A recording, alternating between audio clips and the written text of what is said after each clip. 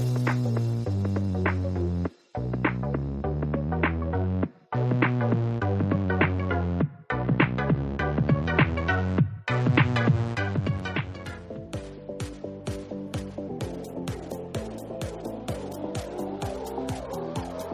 welcome everyone to another episode of the Love Island Cast USA. I'm one of your hosts, Chris Phelps, and my co-host is Mr. Dave Horrocks. Hey there, Chris. Here we are again and ready to go.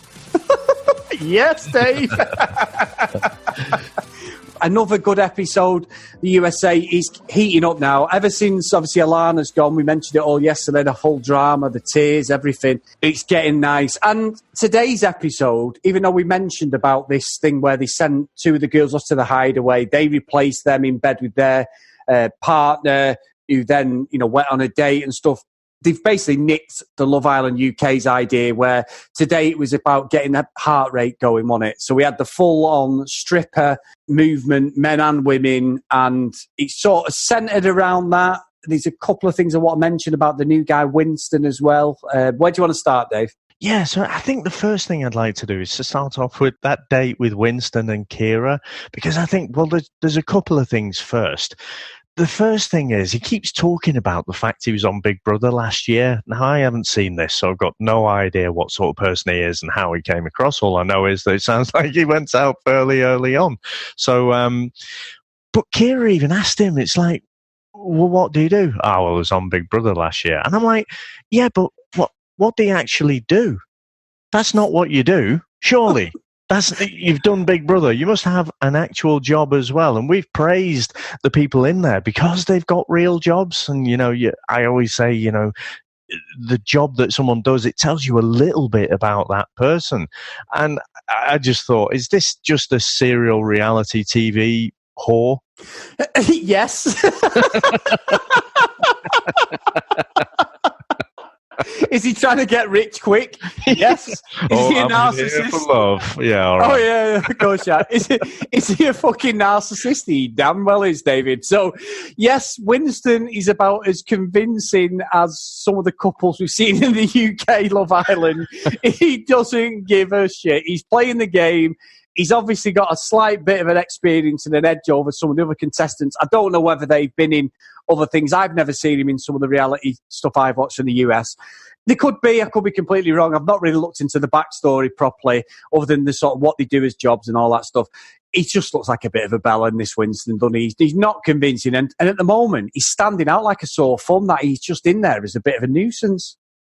Well, I mean, I don't think he comes across necessarily as a bellend. I think he seems all right, but yeah, it was just a little red flag as to what he is there and how he described his job. But I thought what was more interesting, Chris, was in the build up to that date. When Kira gets a text through, and then she goes to walk off, and I think it's Alexandra who just says, I think you should give Cashel a bit of a kiss. And she starts going on. So she does, begrudgingly, but then she starts going on to basically all the girls, from what I could tell, about all the issues that she's got with Cashel. Yeah, it's weird, isn't it? Because Cashel, to be honest, though, Dave, he talks now. I don't know if it's something he's getting more relaxed in the show. I can understand why he's having doubts, because he talks like he's fucking stoned. He's like, yeah, groovy man, yeah. Like, he's even got red eyes, and they're almost at closing point. If he carries on, he's going to be having to razor blade his eyes like he used to do in the Rocky films and that, Dave. It's just nonsense, absolute nonsense. He just seems to be like he's an absolute stoner to me. And I think he's one of them. She laid it on the line to him, didn't she, when they were sat down? And she's like saying, I'm really into you. I was on the date with Winston, but all I kept thinking about was being... And he's just like, yeah, cool. Yeah. I'm just like, give her something else, for fuck's sake. She's basically basically telling you that she wants you. You should be pleased with that. She's a good-looking girl. I don't know what he wants. I think I said to the other episode, I think he's a bit of a slime ball. I think he's just going to keep with her until something different comes in. Not necessarily better, but something different. And I'm not liking him, to be honest. I think he's okay, but I don't see them as a particularly good match. I think we found out in one of the other games, didn't we, about him proposing within 6 months or something like that. Or was it 6 months, 6 weeks? It was very quick, whatever it was. he just comes across like one of these guys who, when he starts dating, he goes fully all in, but clearly he's on Love Island, so it hasn't worked out that well for him. But he's putting everything on the table. He is very laid back. I think she's two things. She's a bit more driven in the way, in just her everyday life, I think, her career and what have you. But also, she isn't willing from, not even 2 weeks in to just jump in feet first. And so those two things, I think over time, it seemed like the date did well to sort of refocus her, and she sort of said, well, I've been focusing on all the negative things of you, but when I was on that date, I just wanted to be back with you. So I think that's a positive thing, but I think that's going to be a short-term thing, to be honest. Yeah, and also, he's a drummer and she's a singer, isn't she? An artist, sort of producer. So you'd think they'd be talking about music or there'd be some sort of common ground there. But you are right. It doesn't seem to be any connection between them. And at the moment, it's the old classic Love Island couple. They're coupled because of convenience more than anything, because they get to stay in the villa a bit longer. And as you mentioned, Cashel, Cashel did have a bit of a great escape in some respects, but the longer this goes on, the more I'm getting annoyed at Caro. The stupid noises she's making in the villa. She's getting on my fucking tits, honestly. It's just a little baby voice, and I think she got like 3 guys that got their heart rates going. I think my heart rate would be going as well, but it's nothing to do with how sexy she is. She's just fucking scary. Yeah, Zach's did, because I think Zach was worried Elizabeth was going to say so. Elizabeth went, no, he was scared to death of her. And even, to be fair, even Caro said she was he'd scared him to death. He was genuinely frightened. He was like, oh my word. But yeah, I just can't work her out, Dave. She's like, she's a caricature of herself sometimes. She really is a bizarre character. Maybe she's just misunderstood. She might just be quirky and that's the way she is. She's too nice. But at the moment, she just does my head in. And I can't work out whether that's because we're from the UK and we're slightly different personalities, but she just gets on my nerves. Maybe. I mean, Cormac, I think, might be right there with us as well, though, mightn't he? So, yeah. In the recoupling, he chose her, which, I wasn't massively surprised, but I suppose I was a little bit surprised that he didn't seem to deliberate or really make a decision. It's just what he was going to go and partner up with Caro again. But I think he's... she's all in. She went for when she was paired up with Cashel on that first day, after not being interested, and then she's like jumping on him and smacking him a kiss and like, just being a bit psycho when Kira stole him off her. So I think she's just a bit full on and a bit much. And again, I kind of want her to stay in the villa to give us that entertainment, because you don't want everyone. I think there are a lot of people in this villa who are just a bit laid back and a bit diplomatic and reflective. I think she might be annoying you, but I think she needs to stay in there just to mix things up a bit and to give us that bit of crazy to entertain us. Dave, no, that's the thing. You're so right. It's a fine line, because you've got to have these people that wind you up, and you sort of, sometimes you won't. I don't hate her or anything. She's just annoying, and you've got to have her in there because she makes for good TV, because she's just a pain in the arse, isn't she? She's buzzing from one person to the next, just like peeing about, and she's getting involved in stuff, and she's offering ridiculous advice, and I think she's into Cormac, and he's just trying to be too cool for school, and he's just, I said to you, I'm not too convinced by him. It's funny with this series, because there's only Zach and Elizabeth who look genuine, but I don't really care about them. They're cruising at the moment, and all the others just don't seem like they're compatible at all. I can't see any spark of affection or any sort of compatibility with them. And like I say, we've said it before, it could be the editing, but like I say, at the moment, I think Zach and Elizabeth are the ones who are the front runners to win it so far, anyway. Yeah, I mean, they've got to be out there in front for sure. I think you're right as well. It actually, when they do just couple up and then seem joined at the hip, it makes for pretty dull TV. So what would be great is if someone came in there and, really mix things up. If there was a hot girl that came in and maybe tried to turn Zach's head a bit, maybe had a bit of a forced date or something like that. I think they're strong enough to deal with it. But I've seen on, the UK series, there's been couples there which I thought were very strong, and then it turns out, oh well, no, it's not actually that strong. So, yeah, let's see. That whole striptease game, I wasn't really feeling it at all. I don't think. I think it was all. How do I put it?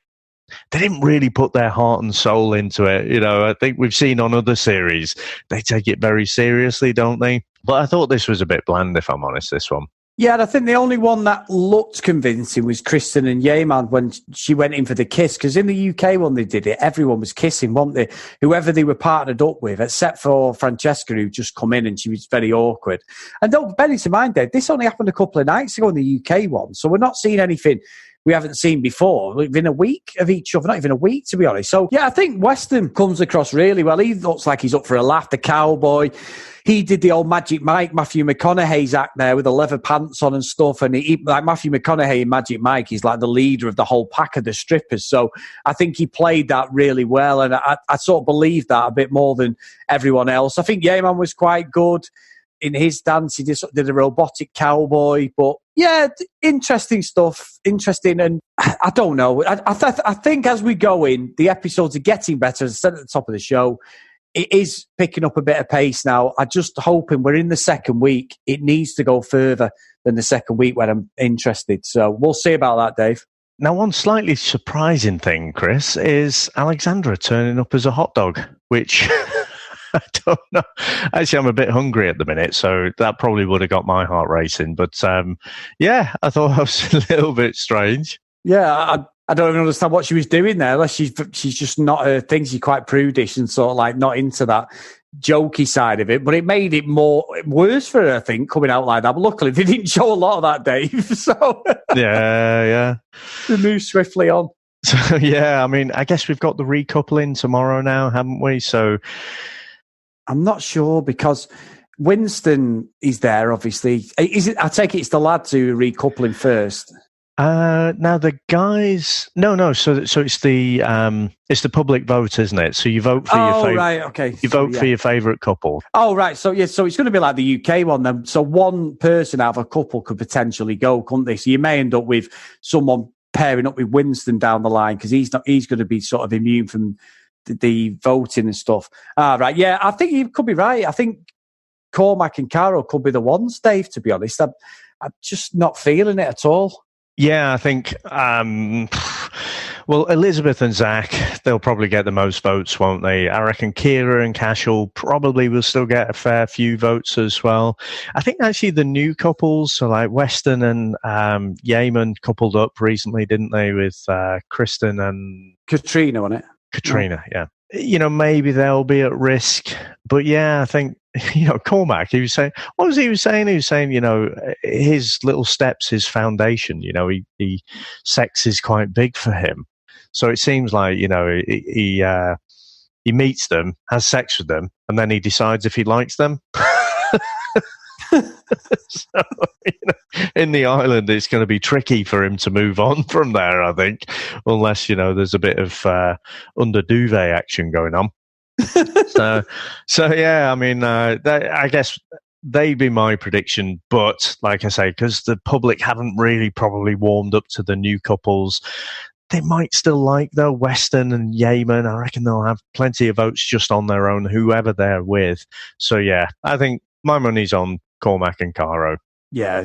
No, I'm with you. I'm with you on that, Dave. I don't think there's any more on that one. Now, good episode. Hopefully things are going to get better as the weeks go on. I do think we're halfway through now. Something drastic's got to happen, Dave. So let's hope it does. And if you do want to get in contact with the show, on Twitter at Love Island Cast, or if you want to email us, theloveislandcast@gmail.com. And also, we did receive another email, Dave, which I wouldn't mind reading out, actually, which is rather nice. So it's from our friend Heather Gates again. I was thinking it was just me because I watched the UK show, but that host is a hot mess. He's trying to be Ian, and it's an epic fail, as is common with a lot of art and television Americans, which they adapt. In the name of capitalism, we do not take the time to modify aspects of a great concept for American culture. Thanks, Heather, which is fantastic. And also, we did have a tweet I want to read out for one of our followers as well, Dave. Yep. This one's from Podcast Vulture, and it says, "Hey, thanks for reading my tweet about the Love Island USA narrator. I'm flattered, and I'm crushing on your podcast even more. For your information, I'm a woman." So thank you, Podcast Vultures. We do appreciate everyone sending in praise and messages for ourselves, and just give us loads of questions and anything you think, you disagree on or whatever. Me and David love to talk about it on the show. So another good week, Dave. Fantastic Love Island coverage again from our podcast, the UK and US one. What have you got to say before we go, Dave? Yep. So as you say, Chris, it's absolutely brilliant. We love all of that interaction that comes our way, and we love talking about Love Island. So if you want to get into contact with us, it's brilliant. We'll always try and answer everything that comes in. But what I thought was interesting, so a little bit like we did with Ireland on our UK podcast, is to look at all of the different listeners that we have and where they're actually from in the US. So I'm going to read out, because there's quite a few, the US, Chris, quite a big place. And so I'll just call out the various regions, so other states. So we have listeners in California, in New York, in Florida, in Texas, in Illinois, in Virginia, in Ohio, in Washington, in Maryland, in New Jersey, in Massachusetts, North Carolina, Georgia, Pennsylvania, Minnesota, Missouri, Alabama, Wisconsin, Colorado, Indiana. I wish I'd have read this whole list before I started scrolling down. In Oregon, in Tennessee, in Michigan, in Arizona, in the District of Columbia, Kentucky, South Carolina, New Mexico, Connecticut, Idaho, Delaware, Utah, still going, Oklahoma, New Hampshire, Kansas, Nebraska, Louisiana, Maine, Arkansas, Iowa, Nevada. If we could do a sponsored show from there, Chris, let's get across there, a bit of Vegas there.